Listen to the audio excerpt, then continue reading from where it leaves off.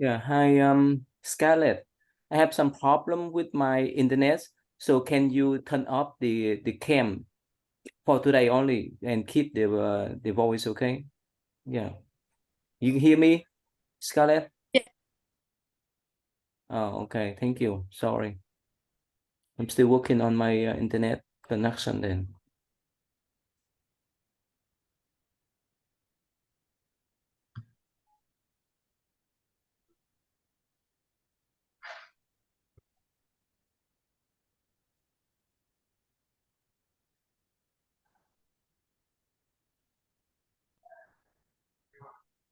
Hi, Jeff.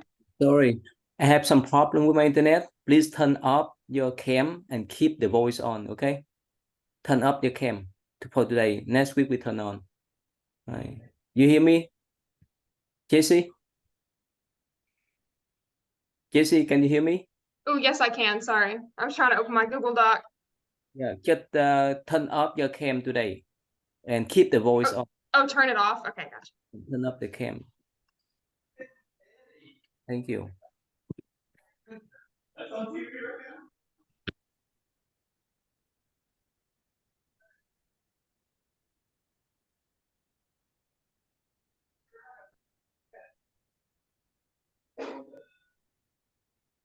Okay, so yeah, let's start today then. Let's see here.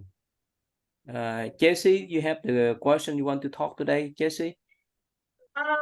I did. I see Amber already took question 5. That's the one I did for my response. So do you want me to just take a minute to come up with a new one, go over the other questions? Yeah, sure, please. Okay.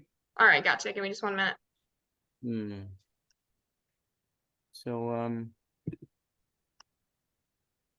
we have 5 questions. We have okay, yeah.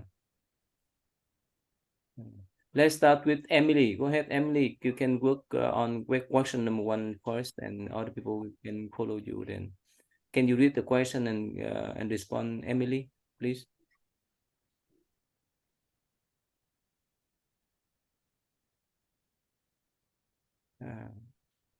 Emily, can you hear me?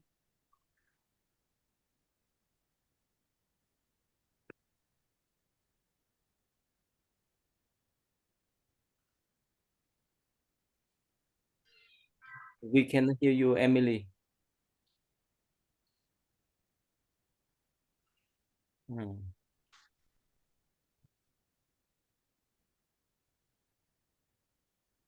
Scarlett, you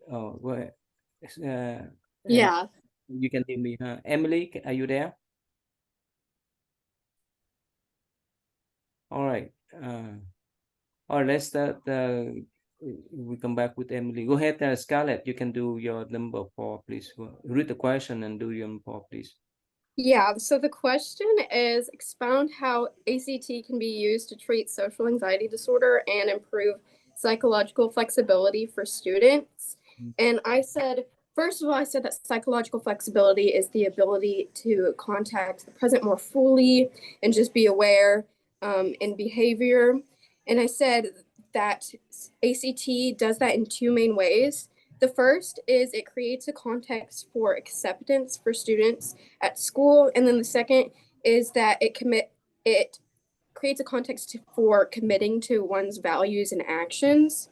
So it said that there were, I think, 7 main sessions, or 8. There was actually eight main sections. And in the second and third session, they emphasized setting a stage for acceptance by looking at past attempts to control things and realizing their costs. And it also involved finding new ways to approach problems with acceptance or willingness to change. And then it said 4 and 5 were all about accepting and shifting toward life based on one's values rather than managing their anxiety. And then session 6 said that established a pattern of behavior aligned with one's values through value-based exposures. And then 7, it said through 11 focus 7.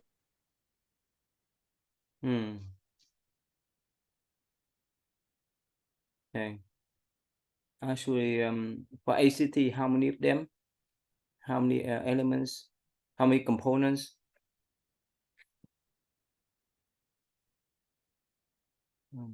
Scarlett, you still hear me?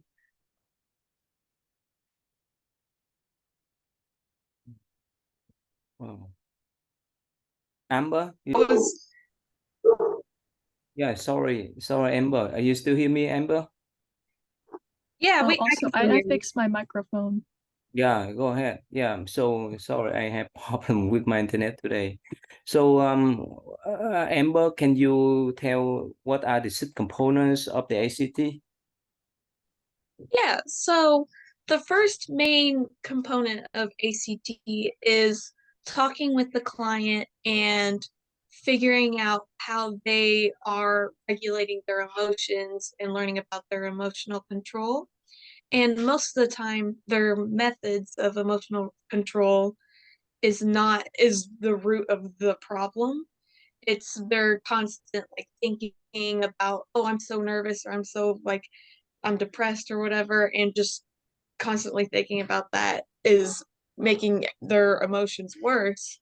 So once it's identified how their methods of controlling their emotions or regulating them is, once they have identified that, they can go over the 6 core principles of ACT, which are diffusion, acceptance, contact with the present moment, observing self, values, and committed action, which involve taking a step back from your thoughts and your thoughts, your feelings, your experiences, and viewing them for what they are, which is just thoughts or just emotions, and they aren't what define you. And being able to accept that and being aware of your present moment of, I am currently feeling this way. I am not this feeling. This is just something I'm going through at the present moment. And once the client has learned to accept themselves, they can identify what they want to do with their life, what's most important to them, what's their values and goals, and commit themselves to doing mindful and effective actions towards their goals in a mindful, present, and open way. Okay. Can you explain the meanings of diffusion? Yeah, so with diffusion, it's from, I think it was the last article that I had read. It's where you take your thoughts, your feelings, and emotions, and you kind of dissociate and detach yourself from those feelings and emotions, or private experiences, as they had put it, and you look at them for what they are and acknowledge that they're there without trying to avoid them or stomp them out or do anything with them. You are just looking at them, processing them, and viewing it as sort of someone from the outside. Mm-hmm. So that's been with diffusion, right? Yeah, you observe with your non-judgmental attitude, right? Mm-hmm. And how about self-context?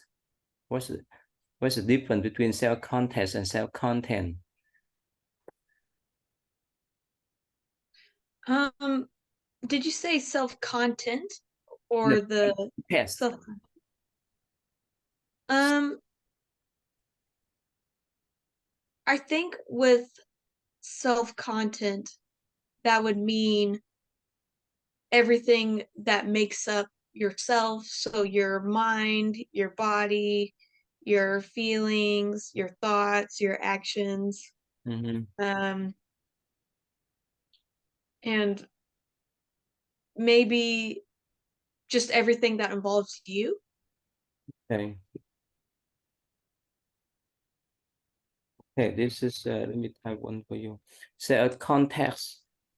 What's the difference between self-context and self-content?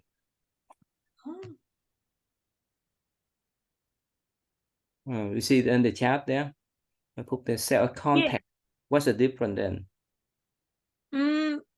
maybe self as context refers to your place in a certain environment or a certain scenario of this is my role in this situation, or this is how I should be acting in this context. While self as content is just who you are. It's not your role, it's not what you should be doing. It's just who you are as a person and what you are doing, not exactly what you need to be doing or you should be doing or what you think you should do. So which one is healthy? Self-context or self-content? I would think self as content because that's more non-judgmental of this is just who I am and no context is needed for me to just be myself. Actually, in opposites. Yeah, it's an opposite. Can you see this here? Right here. Self-context is pure awareness. Self-content, remember in the class, I mean that last week we talked about them taking as personal. Remember that? Mhm. And let's say when you have low score in your on your test, it doesn't mean that you bad because you could not understand the question well. That's why you could not get the good grade on that test. That is, if you see that, if you view that, that's called self-context. When we talk about self-content, you assimilate yourself with the thing that you're doing. That's why it's easy for you to get stuck. You see that now, right? Mhm. That's why they call psychological flexibility. Okay, that's great then. Anyone want to add more about this ACT? Okay, Emily, are you there, Emily? Yeah, for some reason my mic was on the wrong setting, but I fixed Go it. ahead. Go ahead, read the question with one and respond, please. Okay. Explain how dialectical behavior therapy would be effective in treating bipolar disorder, especially the mood instability. And I said, dialectical behavior therapy teaches people to avoid acting on their emotions or getting too absorbed in their thoughts. And in doing so, it helps people better manage impulsive actions and emotional instability. And this helps people with bipolar disorder by building up these emotional regulation skills that they struggle with.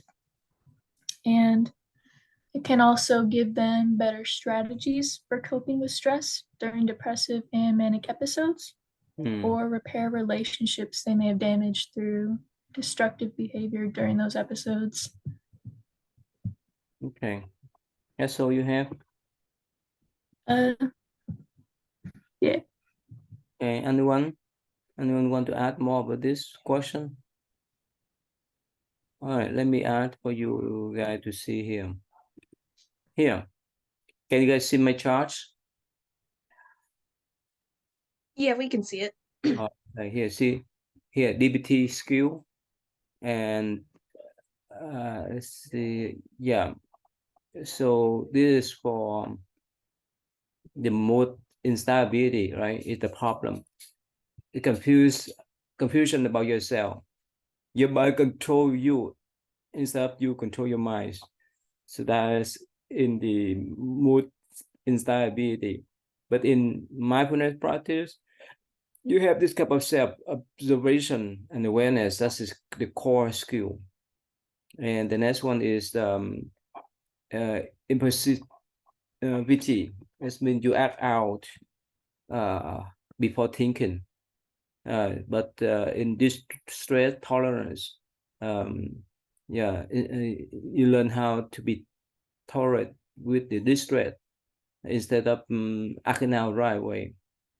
And the emotional instability, so when someone scores, when someone prays, we act right away, in the negative way and positive way. It's make our mind move up and down constantly. But in the emotional regulation, we improve our emotional control. So just remain calm with meditation.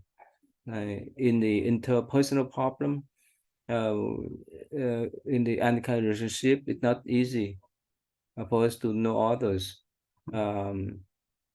So it's easy for us to grade in the positive and negative way, but in the DBT skill, interpersonal effectiveness, the conflict, so get what we want and need so that we can say something in the way that we have self-respect and self-esteem. And the last one, patient and family dilemmas.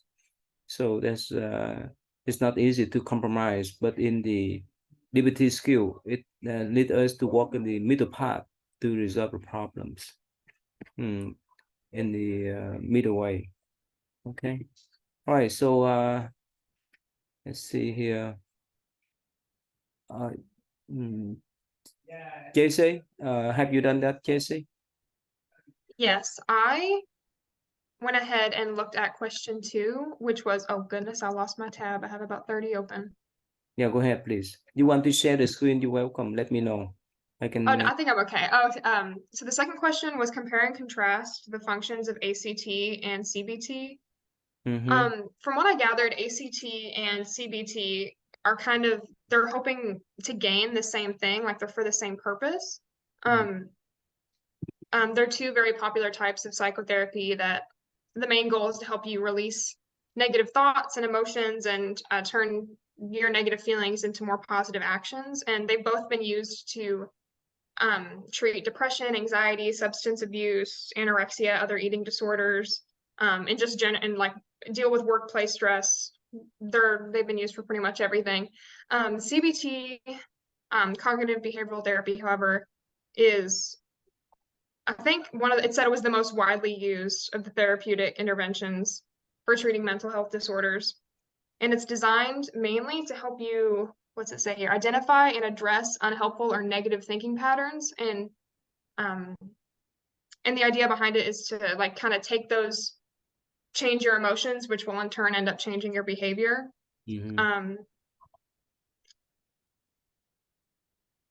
Okay. And give you beliefs that lead to more positive emotions that will motivate you to start being more positive.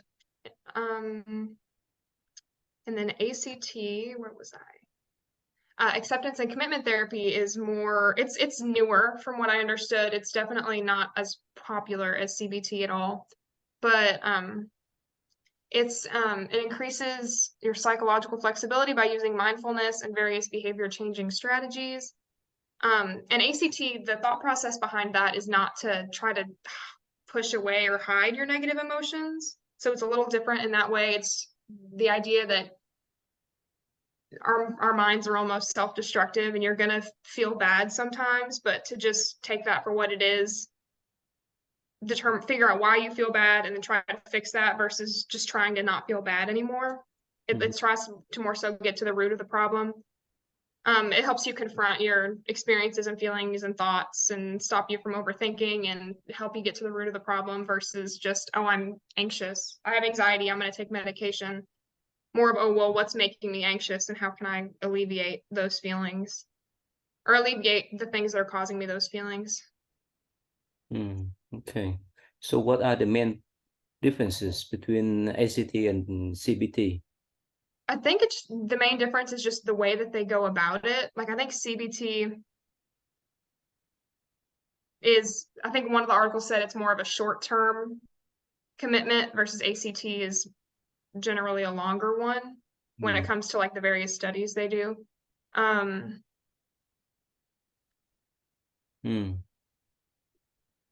Okay. Anything else? Oh goodness, I had another thought, but it's gone now. I think CBT, the main goal behind it was to change your emotions and that therefore will end up changing your behavior versus ACT is more to like understand what you're feeling and then figure out why you're feeling that way and then fix that problem. So then your emotions will improve. So they have the same goal in mind, but they go about it in slightly different ways. I feel like that's the main difference. So here, Okay, let me share with you guys the screen then.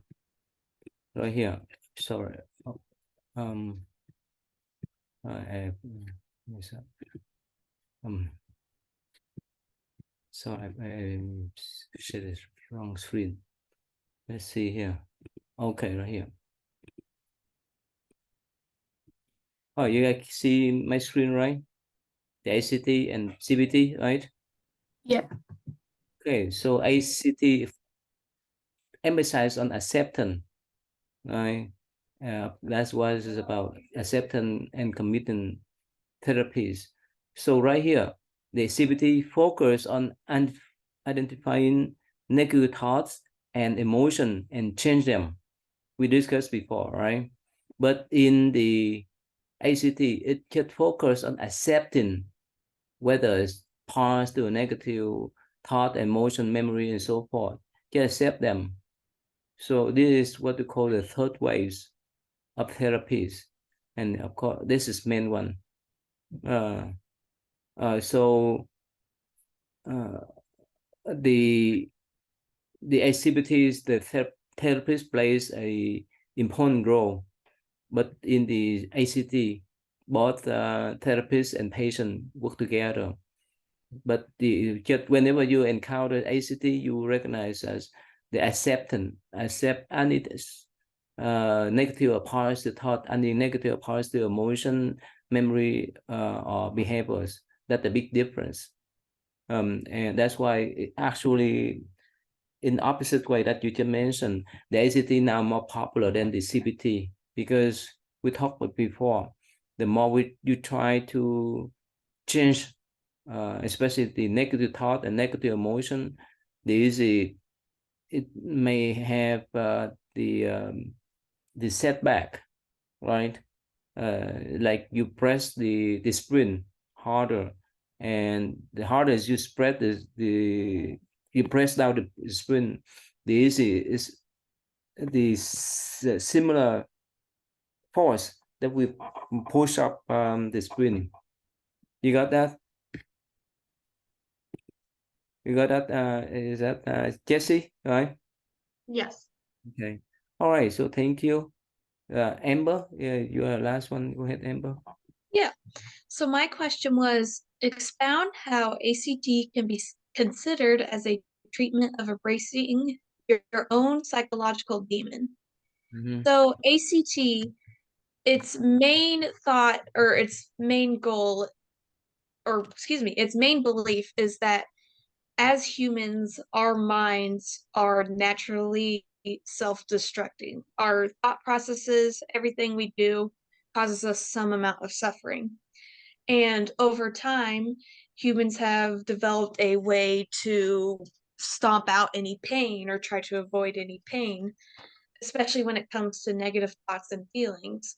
And this was a term used to describe this was, I think, experiential avoidant, where people, in order to avoid negative thoughts and feelings, they would just fixate on it, or they'll just try to think about something else to override it. But trying to do this act of removing negative thoughts causes us even more pain and more suffering, because now we realize that, oh, I'm trying too hard to get rid of this thought, or I'm trying too hard to get rid of my anxiety or my depression, and just is a constant endless cycle of suffering, which could be considered our psychological demon. And with ACT, as Jesse and we have just talked about, its main goal is accepting our thoughts and feelings instead of trying to avoid them. We look at them for what they are. As soon as we get a anxious thought or a depressive thought, we acknowledge that we have that thought and or that feeling, and we let it sit in our mind, and we just accept it for what it is. We don't try to change it. We don't try to act out in any way to get rid of that thought or try to focus your mind on something else.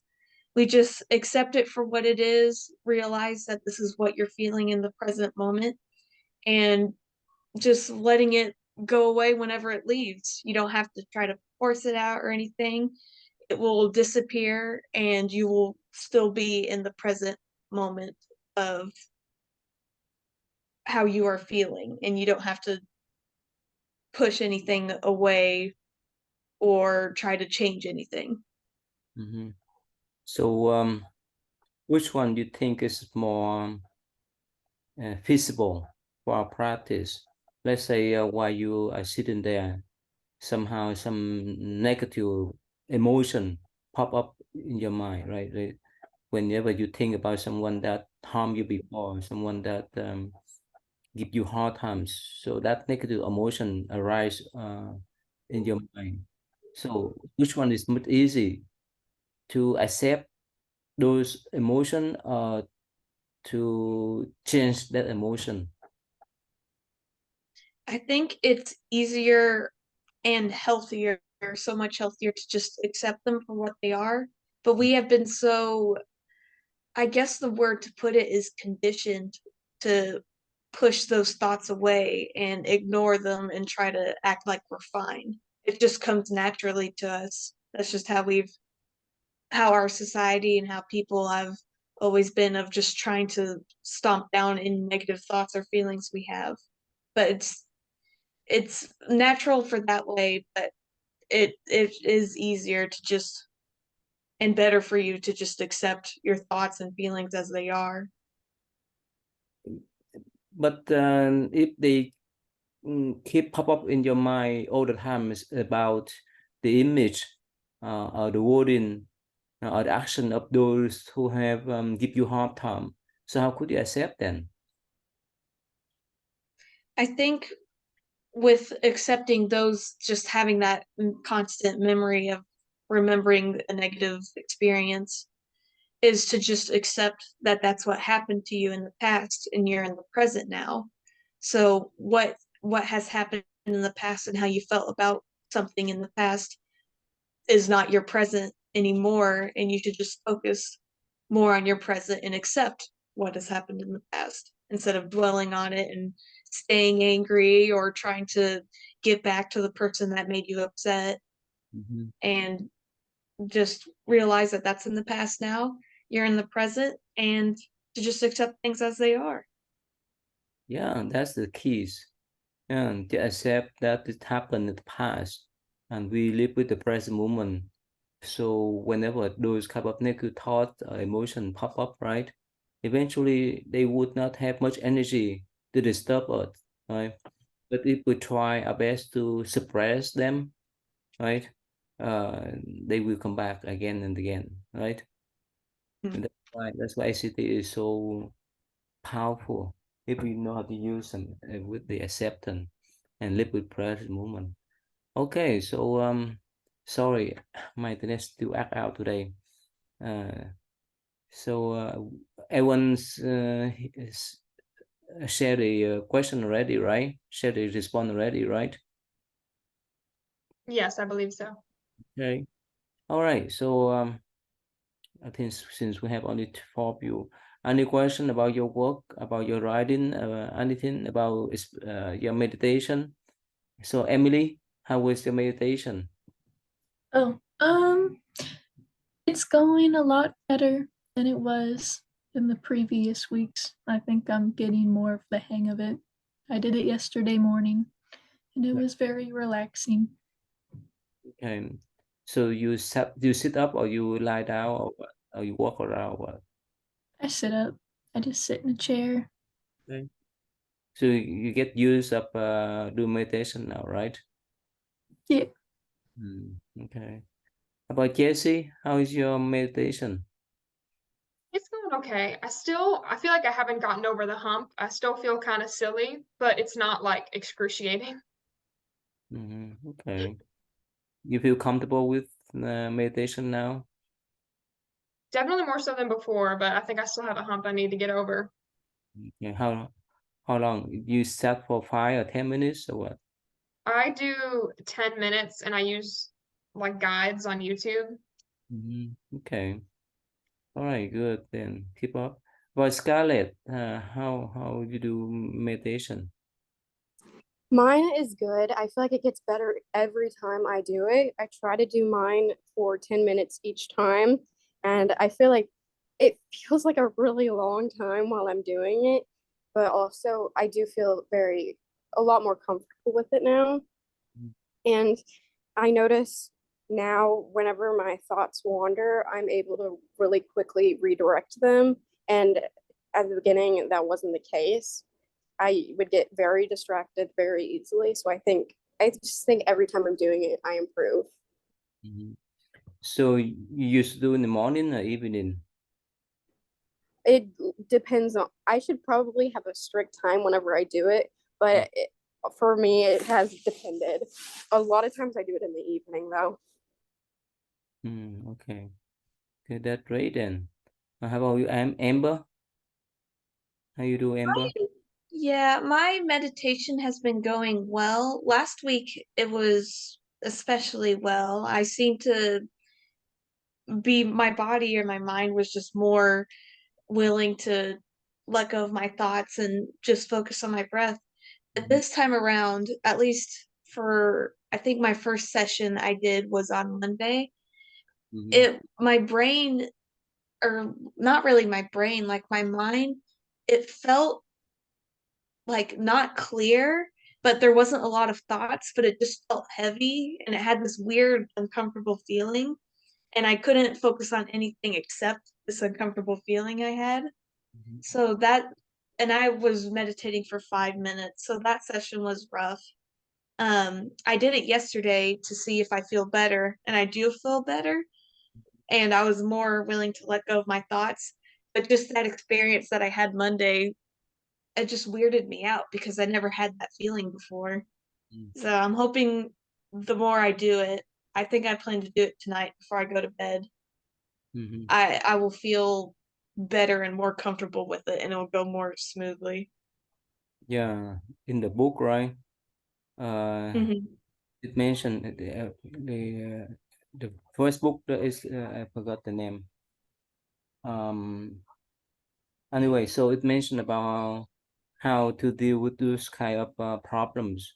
So if you encounter that type of problems again, just stand up and walk around or do something else. Don't let your mind to clean on that state of mind. It may disturb your practice later on, right? Mhm. Okay, so again, only four of you, so I think that's all. I like to share more, but since my internet is up now, so I could not share much. Any question about your Dre, about anything? You Oh, want? Yes, have a question. yes. Where can we see our grades? Oh, Because I you don't see your think mine Dre? have uploaded. You don't see your Dre? No. Yeah, I don't I see don't any of the either. grades for my reading responses either, I don't think. Yeah, Really? it's the same on my end as well. So strange. I I give. I mean that I Dre every paper. Oh, I'm so strange. I don't know why. Let me talk with the IT department tomorrow. So you guys cannot see any rate at all? No, I can't. Really? I see, like, I think our first few assignments were in the grade book, but then I don't know if the other ones showed up. Appear on the rate book. Wow, I don't know why. All right, let me talk with the IT department. I thought that you guys but do you guys see my feedback? No.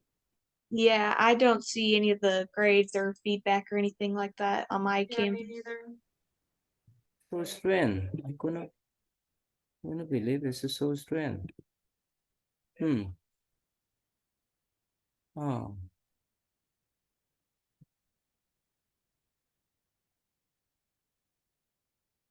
Okay.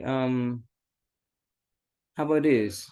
Since if you don't mind, I will send you guys to the breakout room one by one, so that you can see your tray. Okay. And tomorrow, or yeah, tomorrow we talk with the IT department so that they fix this problem, right? Okay. Okay. Right. Let me open the breakout room, and I will invite you guys one by one. Okay. And you start with Emily first. Yeah, go ahead, Emily. You can you see the link there, Emily?